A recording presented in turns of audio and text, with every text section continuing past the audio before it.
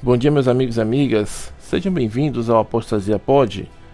Eu sou Tony Lima e hoje nós vamos falar sobre como Joseph Smith transformou o adultério em mandamento e o céu em um harém. Como ele transformou Deus em um cafajeste polígamo e as mulheres se tornaram escravas sexuais eternas. Se o mormonismo fosse uma série, eu classificaria como uma série de terror teológico. Por quê? Porque Joseph Smith não só inventou um Deus polígamo para justificar suas traições, como também rebaixou as mulheres exaltadas a um papel indigno, as de incubadoras eternas de espíritos. O céu no mormonismo, ou a exaltação dentro do mormonismo, não é um lugar de igualdade. Na minha opinião, é um bordel divino. E hoje vamos expor como essa doutrina escandaliza a imagem de Deus e escraviza a imagem das mulheres, rebaixando-as a escravas sexuais eternas. Para começar, nós vamos ver como o livro de Mórmon condenava a poligamia. Eu acho que até hoje condena, acho que não mudaram ainda essa escritura que se encontra em Jacó 2:24.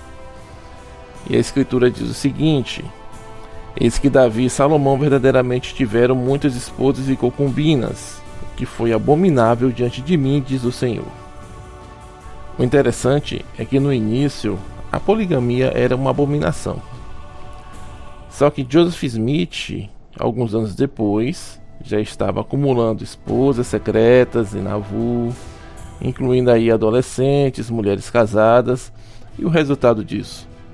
O adultério do profeta precisou virar uma revelação, né? Ou seja, o profeta de Deus ele não poderia estar adulterando, né? Traindo a sua esposa, e sim sendo obediente ao mandamento de Deus revelado a ele, que era esse aí, né? Que todo mundo sabe, de fazer coleções de mulheres. E aí, nesse bolo doido aí que ele se enfiou, ele teve como saída criar uma seção de Doutrina e Convênios, uma revelação, né? Conhecida como Doutrina e Convênios 132, que eu considero o manual sagrado do adultério, né? E essa revelação de 1843 diz o seguinte: Doutrina e Convênios 132, 37 e 39, vamos lá. Abraão recebeu todas as coisas e não foi considerado inimigo, pois ele entrou com suas concubinas e isso lhe foi contado como justiça. Rapaz, que interessante, né? Abraão ele já entrou com as concubinas, interessante. Vou continuar. Davi também recebeu muitas esposas e concubinas, e nada pecou contra mim, exceto no caso de Urias e sua esposa.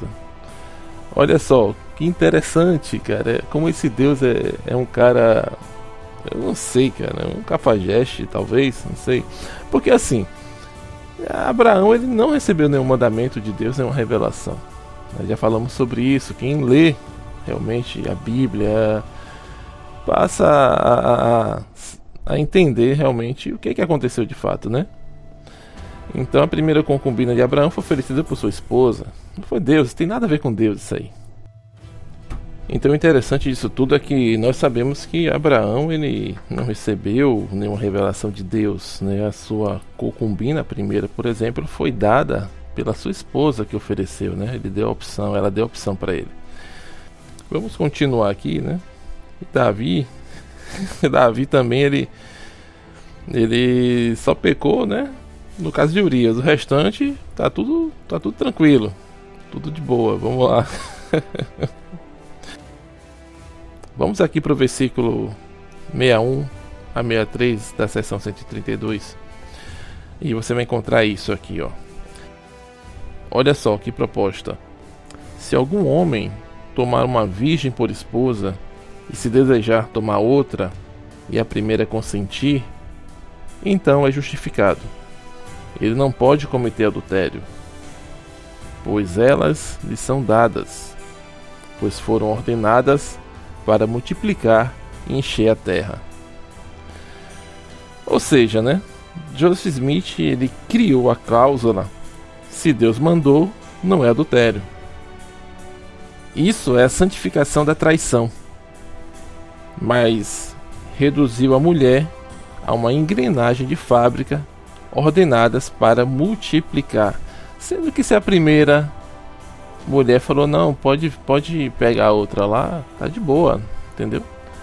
Se ela consentiu, tá valendo, né? Você não tá adulterando, né? Cara, eu não sei de onde que esse cara tirou isso, velho, na boa. Mas vamos lá, vamos continuar aqui. Vamos falar um pouco sobre o papel das mulheres exaltadas. Porque quando eu falo assim, o papel das mulheres exaltadas? Porque as mulheres na igreja mórmon, elas desejam, né, a meta de vida delas é serem exaltadas. E aí, vamos entender como é que funciona isso, né? Sendo que, recentemente, o Elder Oaks, ele já deixou claro que Deus, ele é polígamo, que ele tem várias esposas, né? Bom, vamos ver como que isso vai se desenrolar, né? Bom, nós sabemos que a poligamia não é só para essa vida, né? Hoje a poligamia, ela é proibida, entre aspas, né? De modo legal, mas eternamente ela é liberada. Nós sabemos disso, né? Nós sabemos também que a poligamia, ela é o modelo para a eternidade. No mormonismo, as mulheres exaltadas, elas não recebem poder divino próprio. Seu papel eterno é gerar filhos espirituais sem fim. É como se fosse uma linha de produção, né? Ou seja, as mulheres, elas só existem para isso. Tanto é que essa questão vamos falar aqui sobre a Mãe Celestial, que pouco se fala sobre ela, porque eles dizem que é sagrada demais, que não pode falar e aquela coisa toda. Cara, eu não acredito nisso, né? São tantas mães celestiais, como o Elder Oaks deixou claro, né, recentemente nessa última palestra que ele deu aí na Bélgica, que, cara, na boa, não dá pra falar sobre a mãe celestial porque são inúmeras, né? Ou fala sobre todas ou fala sobre nenhuma, não é isso? Até porque o papel da mulher dentro da eternidade mormon é irrelevante. Ela é só mais uma pecinha de engrenagem, né? Ou seja, ela está ali só para fazer aquilo ali. E a glória vai toda para o Deus marido dela, né? Ou seja, marido delas. Vamos ver o que Brigham Young falou sobre isso em Jornal de Discursos 11, versículo 269, né? Vamos falar sobre isso. Esse discurso, ele foi proferido em Salt Lake em 1866. Bom, a citação é a seguinte: a poligamia é a ordem do céu. Sem ela, ninguém pode se tornar como Deus. É o que eu falei, né? Agora há pouco, a poligamia, ela se torna um modelo para a eternidade. Para você se tornar como Deus, você tem que ter aceito o novo eterno convênio do casamento, que é nada mais nada menos do que a poligamia. E esse novo eterno convênio do casamento chama-se selamento. Então, a partir do momento que você aceita se selar a um homem, essa mulher, ela passa a aceitar a poligamia e as demais que virão. E a partir do momento que o homem aceita também, né, esse novo eterno convênio do casamento, que é o selamento, ele passa a ser polígamo. Ou seja, ele passa a aceitar a condição de polígamo, né? Isso se for exaltado, isso se tudo isso for verdade. A gente sabe que isso tudo é balela, cara. E aí, mas tem gente que acredita ainda. Eu acreditei nisso, né? Entre aspas, né? Sempre com o pé atrás. Mas aí, quando eu comecei a pesquisar, eu vi que realmente aquela pulga atrás da orelha fazia sentido, tinha toda razão. Tudo aquilo ali era balela. Só uma forma de prender as pessoas ao sistema deles, né? Orson Pratt, ele proferiu a seguinte citação, está escrito em The Sir, na página 37, isso foi publicado em 1853. Ele diz o seguinte: no mundo espiritual, as esposas são dadas aos homens para multiplicar as sementes. A eternidade será preenchida com filhos e filhas gerados por meio dessas uniões. Ou seja, as esposas são dadas para multiplicar as sementes. Ou seja, eu não preciso falar mais nada, eu acho que vocês já entenderam. E aí, o que eu mostro para vocês, né? Tá aí o paraíso mórmon, que de fato não é o céu que a gente imagina, né? Na verdade é uma linha de produção.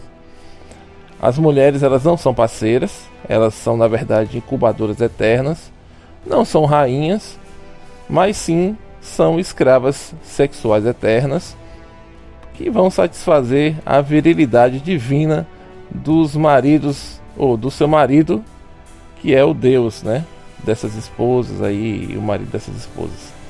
Qual que é o resultado disso? Enquanto o homem vira o Deus Criador, a mulher exaltada vira a máquina de parto cósmico, né? Porque ela vai estar em um outro planeta, eu não sei. É um negócio assim bem louco, né? É interessante, né? E aí ela vai engravidar.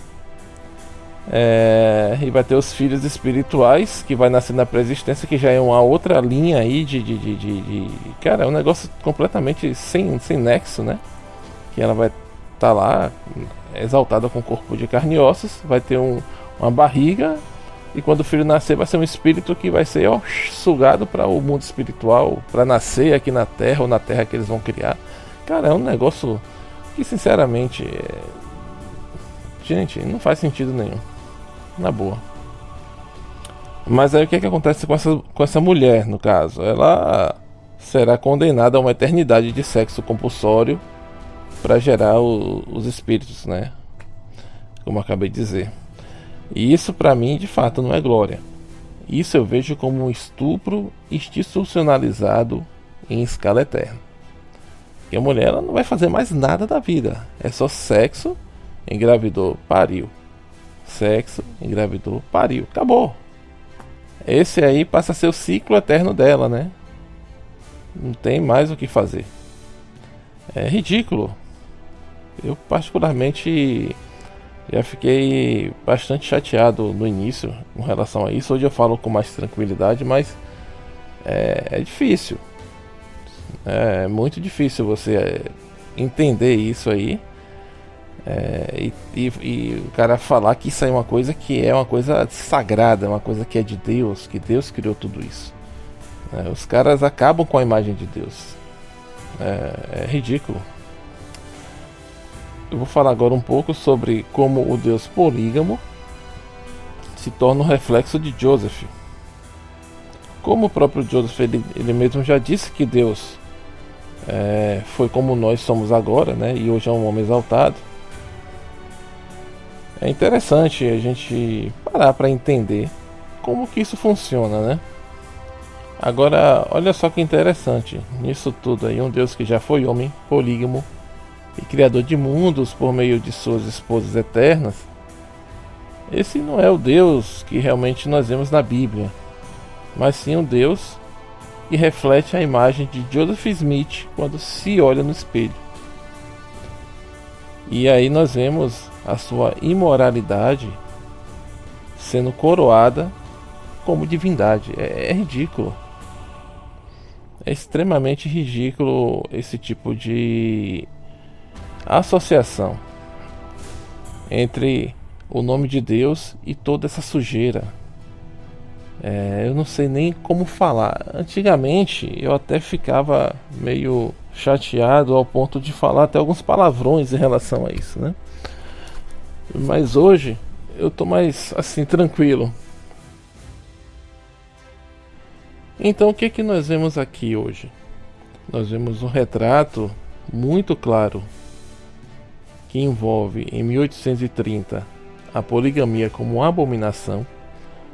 E aí nós vemos que em 1843 a poligamia ela deixa de se tornar uma abominação e vira um mandamento. Em 1844 o próprio Deus ele é redesenhado como um polígamo, um cafajeste descarado, e as mulheres condenadas à eternidade como escravas sexuais, sem voz, sem poder e pior, sem escolha. Porque ela não pode dizer que vai pedir o divórcio daquele Deus abusador, né? É bem... Cara, é bem complexo, viu? Uma mulher bem soubesse não queria essa história de exaltação para ela, não. Agora, na minha opinião, isso tudo que é colocado e ensinado pela Igreja Mórmon como doutrina não é evangelho, embora esses detalhes eles não sejam expostos dentro do que é ensinado hoje em dia. Muita coisa foi ensinada no passado, eles silenciaram e ficam na surdina edificando crença comum com a maioria das religiões, né? Que é o que eles ensinam os missionários a fazerem com os pesquisadores. Mas vamos lá. Isso para mim não é evangelho, na boa. O que eu vejo aí nada mais é do que pornografia travestida de religião. Isso para mim é um escândalo, um ultraje contra Deus. Isso é ridículo, a imagem de Deus. Meu Deus. Não dá para pensar um Deus que faça tudo isso aí e isso seja normal, ou que seja o correto, o certo. Não faz sentido, gente. Pelo amor de Deus, abram os olhos. Sem falar desses atos contra a dignidade da mulher. E não é só essa questão da dignidade passageira, não, é eterna, gente. A mulher vai viver para ser isso aí. É um produto. O mormonismo, ele não só destrói a imagem divina, transformando Deus em um cafajeste celestial, mas também destrói a imagem da mulher, reduzida a objeto de procriação. Se esse, na verdade, é o céu deles, é o que eles almejam para toda a eternidade, talvez eu ache que o inferno seja melhor. Sinceramente.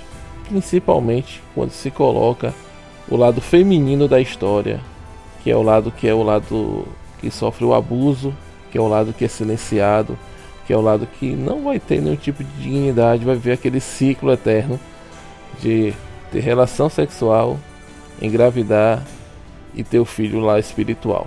Acabou isso aí, começa tudo de novo, porque o seu marido, ele precisa povoar seus planetas, o seu planeta, o planeta que ele está criando, né? Sabe-se lá se esse planeta novo que vocês vão criar aí, né, vai ter um céu azul, um céu verde, vermelho, amarelo, roxo, não sei. Quem vai criar é que vai dizer como que vai ser o planeta, para colocar esse bando de menina aí para crescer. Ai. Bom, pessoal, eu vou ficando por aqui. Se você chegou até a esse ponto do nosso episódio, muito obrigado por sua atenção. Forte abraço e até o próximo episódio. Até mais.